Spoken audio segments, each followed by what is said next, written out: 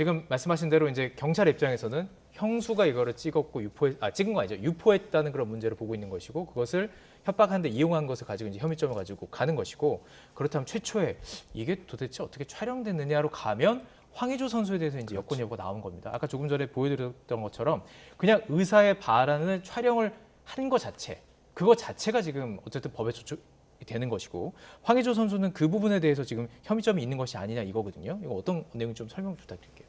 예, 이게 이제 황의조 선수가 고소했다는 소식이 알려졌는데 그 다음에 또 알려졌던 소식 중에 하나가 이 황의조 선수도 수사기관에서 이 피의자로 조사를 하고 있다. 그래서 그 피의자가 피의 사실이 뭐냐라고 했더니 이 촬영물이 불법 촬영 같다. 그러니까 뭐 몰래 촬영을 했다든지 아니면 이 촬영 대상자의 동의를 받지 않은 것 같다. 이렇게 본 겁니다. 예. 이 영상의 뭐 내용이나 이런 걸 봤을 때 좀 그런 좀 뉘앙스가 있었다라고 수사기관은 봤던 것 같아요. 그래서 그런 혐의가 있는 것으로 보인다라고 했고, 그리고 이제 촬영 대상자인 여성이 특정이 된 분이 있습니다.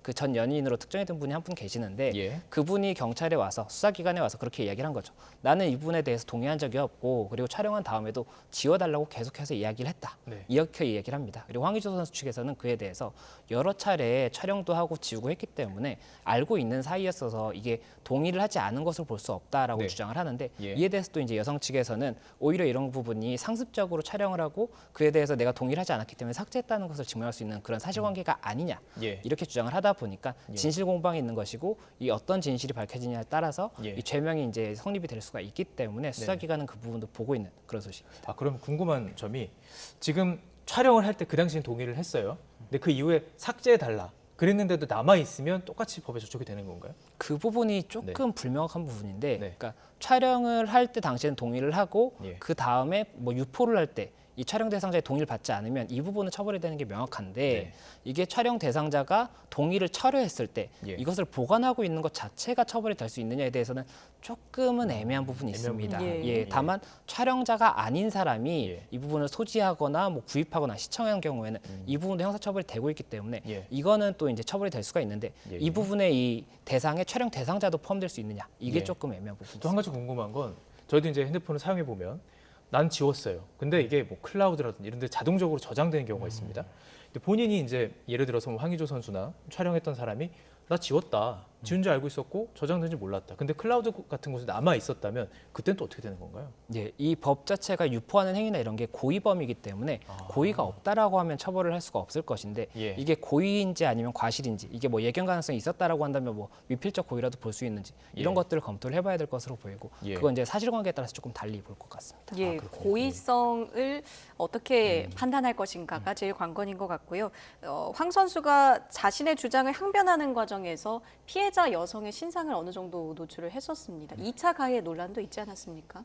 그 부분이 조금 또 문제가 될 수밖에 없었던 게 이 입장문에서 뭐 이 여성의 조금 특징적인 부분을 이야기를 했습니다. 뭐 방송을 하는 분이라든지 이런 부분을 언급을 했었는데 이것 자체가 명예훼손이나 이런 것이 될 수 있느냐에 대해서 일단 법 쪽에서는 조금 검토가 있었는데 그게 명예훼손까지 되기는 조금 쉽지가 않을 것 같은 게 명예훼손이 되려면 특징을 말했을 때 이 사람으로 거의 특정 지을 수 있어야 돼요.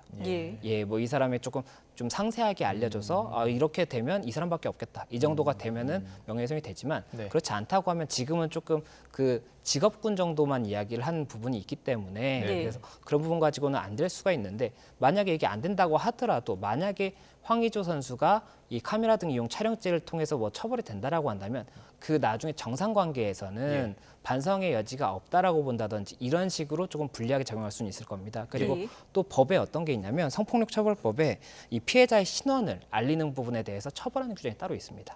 그게 있는데 그 부분 관련해서는 이 부분도 그럼 만약에 명예훼손처럼 특정이 될 정도의 경우에만 처벌을 하는 것인지 아니면은 뭐 성명이나 신상, 나이, 뭐 직업 이런 것들을 그냥 알리기만 해도 처벌이 되는 것이 그게 좀 불명확한 부분이 있어요. 그래서 그 부분도 아마 수사기관에서는 들여다보고 검토하지 않을까 생각이 듭니다. 알겠습니다. 이게 정리를 해보니까 상황을 더 지켜봐야 될 거고 경찰 수사가 이루어져야지만 좀 알 수가 있을 것 같은데 어쨌든 지금 해외에서 지금 경기를 하고 있기 때문에 어쨌든 이제 곧 수사 결과들이 좀 나왔으면 좋겠네요.